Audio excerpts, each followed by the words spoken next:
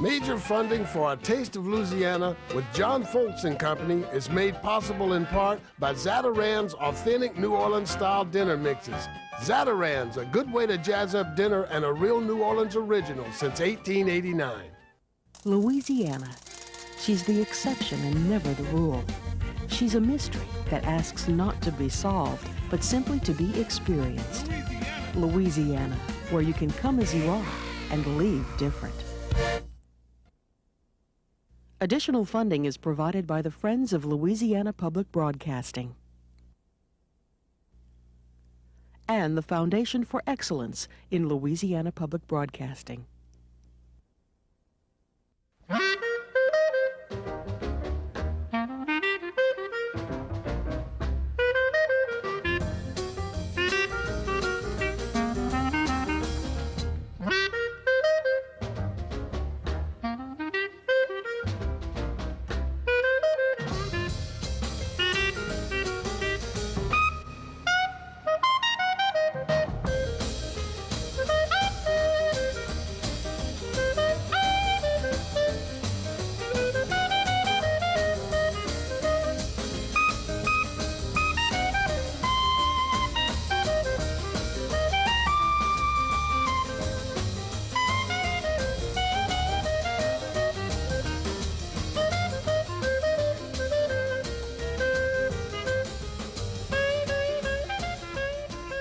TFrere built his Louisiana cypress home in 1880 from logs hauled down Vermillion Bayou.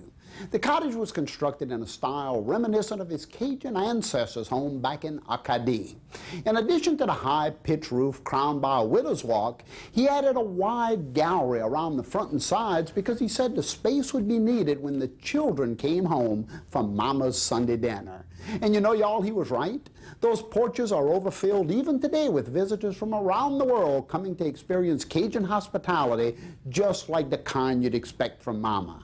I'm Chef John Folse. Welcome to Lafayette, Louisiana, and to TFrere, a bed and breakfast. Ooh la la, y'all, that's exactly what Patton Maugie Pastor says when breakfast is served at TFrere House. And entertaining, that's the specialty here. Cajun hospitality spills over into new friendships born and never forgotten when you're a guest at this magnificent country-style B&B.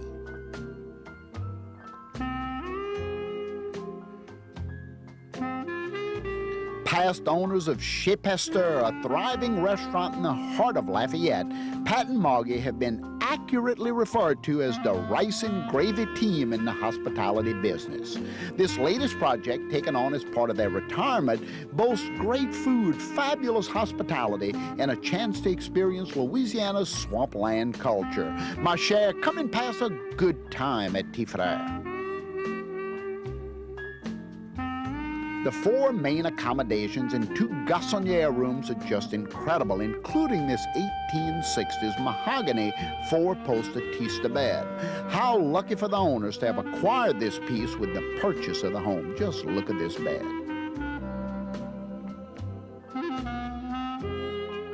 One of 3 working cypress fireplaces located here. This one is positioned just the right distance from the queen-size bed for those evening cuddles, if you know what I mean. Sparkling German crystal chandeliers softly light the passageway into the parlor. The wide entrance hall beckons visitors down the oak floor promenade to the kitchen, the heart of any southern home. The country setting is enhanced with antique white wicker furniture and embroidered linens for that romantic aura away from home. Just take a look at this gorgeous wicker bed.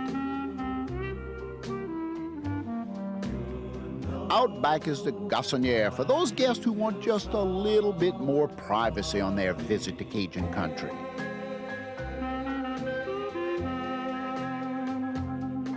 This early Acadian colonial-style home is crowned with a charming widow's walk, depicting the architecture of the early plantation days. So y'all, come and stay with Patton Maugie, innkeepers extraordinaire, and experience TFrere House, where hospitality is legendary. And y'all, you're sure to leave shouting, ooh la la! Y'all, there's two great sayings in Louisiana. One is laissez-les bon temps rouler, let the good times roll. The other, ooh la la. And both of those mean, first of all, you've had a great time and you're going to tell the world about it. That's what it means when you say ooh la la in Louisiana. And those two phrases come to life at TFrere House. I love that place in the heart of Acadiana in Lafayette. You just have to go and experience Pat and Maugie's wonderful treatment, the pampering that they give us there. And the food's incredible, y'all. After all, they were in the restaurant business all of their life, and they decided to bring that great hospitality as well as their ability to cook into the B&B business. What a combination. So the foods I'm going to cook today for you are the things that I picked up, should I say confiscated or removed from the kitchen at TFrere House? Absolutely. The first dish, a breakfast dish, y'all, but an exquisite breakfast dish, presented in an exquisite fashion as well. It's called eggs a la crème. And the first thing you have to do is make a bechamel sauce, that really nice white sauce. And I want to make one very quickly in my little saute pan here, because a bechamel is just a really nice white cream style sauce that is added to the eggs later to give it a little oomph and to lighten it up a little bit. So I'm going to put into my bechamel sauce a little bit onions, celery, and bell pepper. And y'all, I want you to think about this. When you think about normal white sauces or bechamel sauces, you don't normally think of putting butter in the pan and adding seasonings to it. In most of the world, we just put a little bit flour in the butter and then add cream to it or milk to it. But hey, not here. Ooh la la, of course not. You want to add a little seasonings to the pan and then add a little bit flour so the flour picks up that great Louisiana flavor. So the trinity is in the pan right now, onions and celery and a little bit bell pepper. Now I'm going to sprinkle in, let's say a tablespoon of flour. This is the base of the white sauce now. So we're going to kind of pick up that butter with the flour, and imagine now how flavorful the flour is. It's come all together, and this is going to be the basis for the white sauce. Now, Maugie tells me I have to use evaporated milk in the can to make my white sauces. Most chefs will use cream or milk, but Maugie loves the evaporated milk, and she's got a good reason for it. Whenever you're ready to use it, you don't have to worry about it being curdled. It's nice and thick as any cream would be, and you just open the can whenever you're ready for it. So there's my nice bechamel sauce, and I can season it with a little touch of Creole seasoning, which I'll add to it right now to give it that added spice, and a little salt and pepper if you feel like. You can put some other herbs and spices. Nutmeg normally goes into this. And y'all, there's the seasoned bechamel right there. Now, I can go ahead and make my scrambled eggs to put that a la crème into. So let's take a look at my eggs here. I have 6 of them in the bowl, and I'm going to whisk those around and get them ready to go. I'm going to add a little milk to this as well. I always add a little milk or cream to my scrambled eggs. I'll put a touch of that, touch of cream right in. And then again, season them lightly. Remember, the bechamel is seasoned, so you want to put just a little touch of Creole seasoning, a little bit salt, a little bit pepper. You can put some herbs and spices in here too, y'all. Put a little basil, thyme if you'd like. I'll throw that in a minute. So now my eggs are done. So let me show you the other 3 ingredients that's going to go into the skillet. Take a look at my little beautiful platter here, y'all. Gorgeous platter. First, I have herbs, 3 different herbs, a little thyme, a little basil, just a little touch of tarragon, things that go really well with eggs. And then the prize of the bayous of Louisiana, crawfish. Crawfish and a scrambled egg? You better well believe it, y'all. So let's come over to the skillet here, and I'm going to put again a little touch of buttery flavored oil down in here to cook my scrambled eggs. And what I want to do now is to add the crawfish, because I want to saute them for just a second. And this is a very light dish, believe it or not, y'all, but the crawfish is going to give it that wonderful flavor. And just kind of saute those around. They're already cooked. We get them packaged in 1-pound packs, already clean, right from the fish market. So we're going to throw those in. I want to put in a little bit more onions, a little touch, y'all, of the red and yellow bell peppers. Just kind of throw those in, kind of give it a little ooh-la-la look, if you know what I mean, huh? It's a little touch of color in here. Just kind of stir that around a little bit. And once that's in, go ahead and throw in your seasonings. Basil, just a little touch. Thyme, and of course, hey, get crazy here, y'all. Do whatever herbs and spices you want. I'm going to use basil, thyme. I'm going to put a touch of tarragon because I love tarragon in eggs. I don't know what Maugie would tell me if she found me putting tarragon in her eggs, but I'm going to do it. Now, I'm going to put my eggs right down into this. I've whipped the eggs, so y'all, I'm going to fold it right down into my skillet. 6 good eggs. And as I said, y'all, I want to kind of just move them around the skillet for a minute to get them all mixed in with the crawfish tails. Can you imagine that? Just kind of mix them around, and it's going to pick up all of that wonderful flavor. This is scrambled eggs, Louisiana style, TFrere style, y'all. Now into that, a little bit of my bechamel. I'm going to put a spoon of my bechamel right down into those eggs to lighten them up. And again, stir them around like this. And y'all, I don't want to dry them out. You see how nice and light they are? This is when I want to put them into my serving container. I could put them in a bowl, I could put them into a lot of things, but look what I'm going to put it in.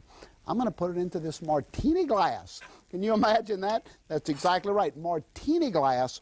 And I'm going to put my scrambled eggs right down. What a way to present eggs. After all, y'all, this is ooh-la-la. How are you going to get an ooh-la-la if you put this on just an old plate? You have to get your eggs really nice and high in here. And then garnish them with a little bit of more of those nice herbs if you want to. Put a little touch of basil in here. And then right before I serve them, I add a little bit more of the bechamel. Take a look at that, y'all. A little bit bechamel. And, of course, throw a crawfish claw in there. Just throw a claw right up at the top. All right, y'all, that's my first dish that I found at TFrere, but boy, do I have a winner for y'all out of the bayous of Lafayette. Take a look at this platter, y'all. Turtle, if you can imagine, the great turtle soup of New Orleans. I'm beginning here with Louisiana snapping turtle. Now, I know there's a lot of problems with sea turtle, endangered species. Get out of here. This is Louisiana swamp turtle, Louisiana snapping turtle. And I've cut it real nice and small, and I made a beautiful dark brown roux, y'all. Take a look at my pot over here. The roux is just simmering away. And to make a turtle soup in Louisiana, you want to start to flavor this roux, which is equal parts of oil and flour, about a cup and a half of vegetable oil, and about a cup and a half of flour. And then I'm going to put my onions, my celery. All of our soups have to have onion, celery, bell pepper, and of course garlic, y'all. Can you imagine making a turtle soup without a lot of good garlic and telling people it's coming from Lafayette, Louisiana? Forget about it. It's not going to happen. Put a lot of good seasonings down in that roux. And the roux gives the dish not only a thickening power, but at the same time a nice, nutty, robust flavor. And in Louisiana, people put different amounts of roux in their soup. Some people like it really thick and hearty. Other people like it nice and light. I like mine kind of somewhere in the middle, if you know what I mean. So this is all simmered away here. Now, y'all, my turtle. I'm going to put in this is about a pound of turtle. Now, some people like to boil the turtle first and make a nice turtle stock before they simmer it in the roux. I like to just go ahead and get all the fat off of the turtle meat because it does get fat, and that fat kind of has an off flavor to it. So I like to take the turtle and clean it nicely, have my butcher do it for me sometimes, my seafood supplier, and put it down into that roux and simmer it around. Now, what kind of herbs and spices? Clove. Can you imagine that? The sweet flavors, y'all. Clove, allspice. That's the traditional flavors of a good turtle soup. A little clove in here. Lemon all goes down into that pot of nice slice of lemon. Tomato, either fresh or tomato sauce or tomato puree. You got to have tomato, but you don't want this to be a red dish. Turtle soup needs to be a really nice dark color, just enhanced with the tomato. Now, let's say that this is simmered here for about, I don't know, let's say about 25 minutes in that roux to get a really nice dark rich color. Now, y'all, my wonderful stock. I have a beef stock here if I wanted to brown the turtle bones and really make a nice turtle stock, I could do it. It's really great. You want to skim all the impurities that rise above the stock. And y'all just put a lid on that, bring it to a rolling boil, simmer, put a little Creole seasoning, salt and pepper. You know how to finish it. Green onions, parsley. Let me show you what it looks like when it's all said and done here. Take a look at this gorgeous terrine, y'all. Look down in there. And of course, to finish it up, you always want to put some eggs. Just throw some boiled eggs on top of your turtle soup and a little bit sherry, y'all. A little touch of sherry right before it's served. And of course, a little parsley. Man, is that beautiful or what? Well, y'all, Maugue is a great cook, a fabulous cook, and she was so wonderful to share with me her recipe for Crabmeat Vermillion. It's a recipe that came down through the family, and I have to confess, y'all, it was so great. Yeah, you're right, I took it home with me. I had to take it home with me. So let's go to Maugie's kitchen where she's cooking in her red pajamas. It's her style, y'all. She's a fabulous cook and a fabulous host. But I tell you, those seasonings look so beautiful, especially in that cast iron skillet, huh? Look how nice that is. Yeah, I really like that. Now, do you think that you should cook down the seasonings a lot, or you can stop it because we're going to bake the No. I cook that a lot, John. That's what happens to the sauce. This vegetable has to caramelize, don't you think? Yeah. What do you do? Well, I do that. I'll get it almost to the point where it's brown because I don't want it brown. It's a white sauce. Yeah. But then at the same time, we're going to bake it, so I can let it go at that point. Now, this recipe, Crabmeat Vermillion, where did that recipe come from? Well, John, it came from the family. Yeah, it's a family secret. My family's Don's Seafood and Steakhouse, and it was known as Crabmeat Landry, and then my mama and I altered this one a little bit and called it Crabmeat Vermillion for our restaurant. Okay, let me confess. Uh-oh. When I tasted Crabmeat Vermillion at your restaurant, then I took it to my restaurant. Now it's Crabmeat Lafayette. Okay, so we have about a cup of onions, a cup of celery. What else is in here? Some bell pepper, garlic. Now the red and yellow, you don't think there's any flavor difference in them from the green? Or? Oh, yeah, John. It's not only the color. I find the taste all uniquely different. I love the red, don't you? Oh, it's so beautiful in a white sauce, too. Now for the herbs. You told me thyme, marjoram, and sage. Oh, I could smell the sage, too. Yeah. It's really and you'll be able to taste the difference. Oh, you could smell it coming right out of the skillet. And, you know, I love to cook in cast iron, too, because that cast iron cooks so evenly. Look how that's sauteing down in there. Yeah. Now, let me tell you this. This is what I found interesting about the recipe. Cornflakes instead of flour. Yes, sir. Know, if we're making a white sauce, I would think flour, but why cornflakes? Because it gives it a unique flavor. It almost tastes nutty. It really is a wonderful dish. The cornflakes are uniquely ours, the family's anyway. I don't know which relative, I think it was Uncle Ashby, came up with the idea, but it's been a winner. Well, you know, it gives it a crunchy flavor. Yes. It gives it a nice, as you say, a nutty flavor. And, and just to put a white sauce in it, you just make a nice cream sauce. Exactly. With no character, but this really gives good character. It also picks up all of that butter down in there. But exactly. A quarter pound. Yeah, well, you know, John. Now, this was also, you know, this is evaporated milk right out of the can. Have you ever used just a cream or? No, I know a lot of great chefs, and I mean really great chefs. Oh, I'm just a cook. Me, like me. Yeah, like you. I'm just a cook, Shay. You the chef. They use that heavy cream and whipped cream and all that. I've seen that, and it's good. I like evaporated milk. I like what it does. I like that it doesn't curdle or give you trouble. Right. It's just good. See, there it goes. Yeah, you see, I mean, it really happening. Yeah, it really gets nice and thick, and the cornflakes starts to pick up that cream and the butter, almost as flour would do. And it'll thicken it. Okay, it's now awesome. you said tons of parsley. Lots of parsley. Tons of parsley. Fresh parsley. Y'all, look how beautiful that is, huh? Oh, yeah. Lots of it. Now, a little bit claw crab meat. Now I tell you, claw. You know what I like too? I like the brown crab meat out of the claws because it really. This is the white crab. I like the flavor actually of claw crab meat better. I used to make my soups with claw crab meat. Isn't that something? The most inexpensive crab meats have the best flavor. Well, don't call crab meat inexpensive. Yeah, well, not anymore. That's for sure. Okay, now I'm going to put in the jumbo lump. Look at those lumps, y'all. The pearls of the bayous right here. Isn't that fantastic? Just gorgeous. Yeah. Look, put a little bit of that in there like that. Now I'm going to season it. A little salt and pepper is all you need, huh? A little salt, A little touch of pepper like that. Season to taste, yeah.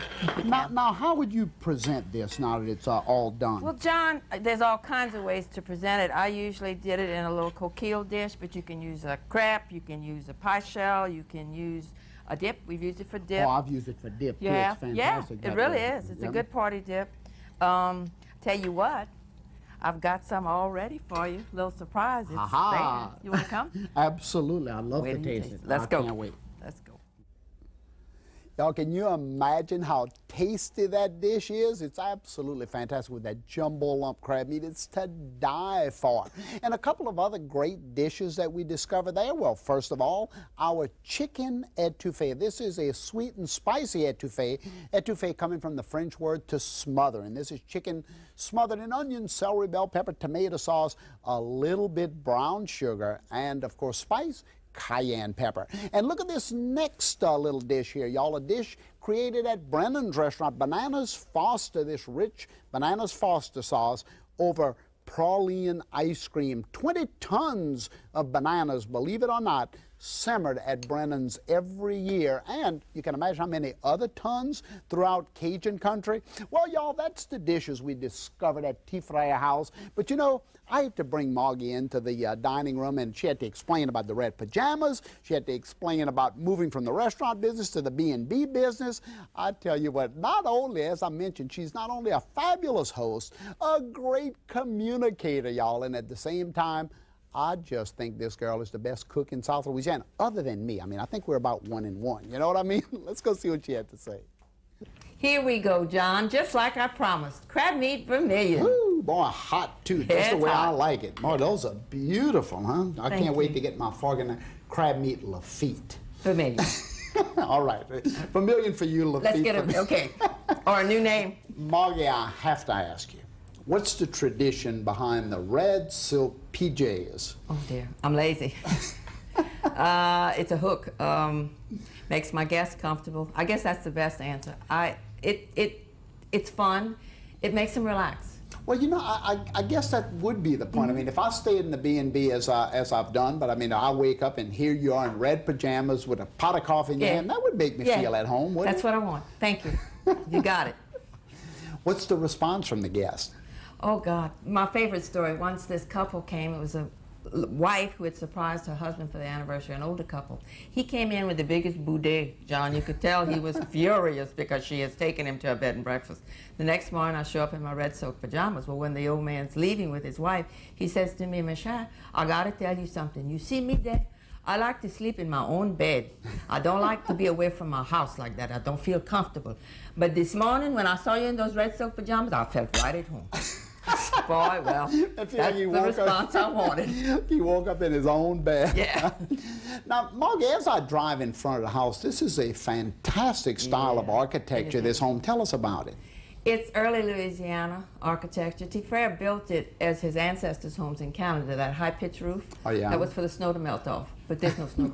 No How about snow. rain? How about rain? Wide gallery porches, another architectural feature that's common. It's really, really beautiful. How did you discover it? Well, I was looking for a restaurant location, a 50-seat restaurant location, when a real estate lady got a hold of Patton High and convinced us to come and see this. And I kept arguing with her and telling her, "You don't understand, I'm a restaurateur, 35 years in the business. I raised 8 kids and cooked enough breakfast to last the rest of my life." God knew what he was doing, I didn't. When I opened the front doors to this house, I can truly say my life changed. It was so beautiful. It captured my heart. Well, it's a gorgeous, gorgeous place. And you mentioned the restaurant business. Yeah. You come from a family of great restaurateurs. Thank you. Yourself a great restaurateur. Has that helped you as an innkeeper? What do you think, John? You bet it has. I mean, it's hand in hand. Pat and I were tailor-made for this. What a way for a restaurateur to retire.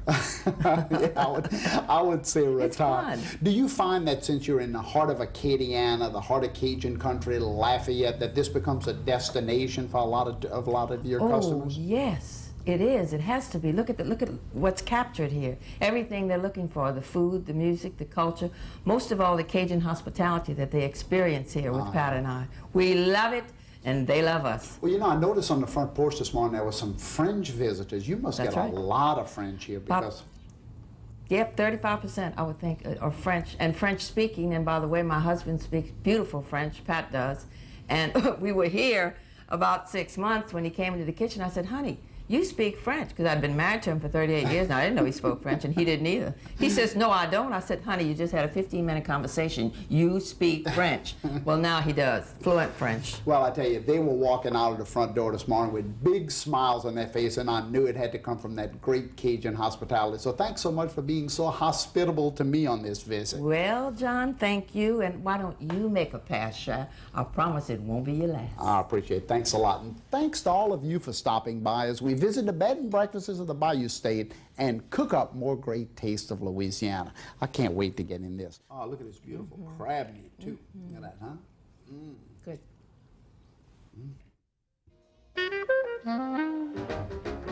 To learn more about A Taste of Louisiana with Chef John Folse and Company, visit PBS online at the internet address on your screen. Hot beignets and warm boudoirs by Chef John Folse is available for $29.95. This companion book to the series features over 150 recipes. To order, call 1-800-973-7246 or write to the address on your screen.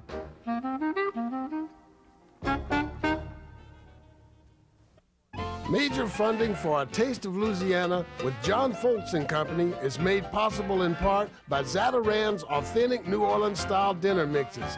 Zatarain's, a good way to jazz up dinner and a real New Orleans original since 1889. Louisiana. She's the exception and never the rule. She's a mystery that asks not to be solved, but simply to be experienced. Louisiana, where you can come as you are and leave different. Additional funding is provided by the Friends of Louisiana Public Broadcasting and the Foundation for Excellence in Louisiana Public Broadcasting.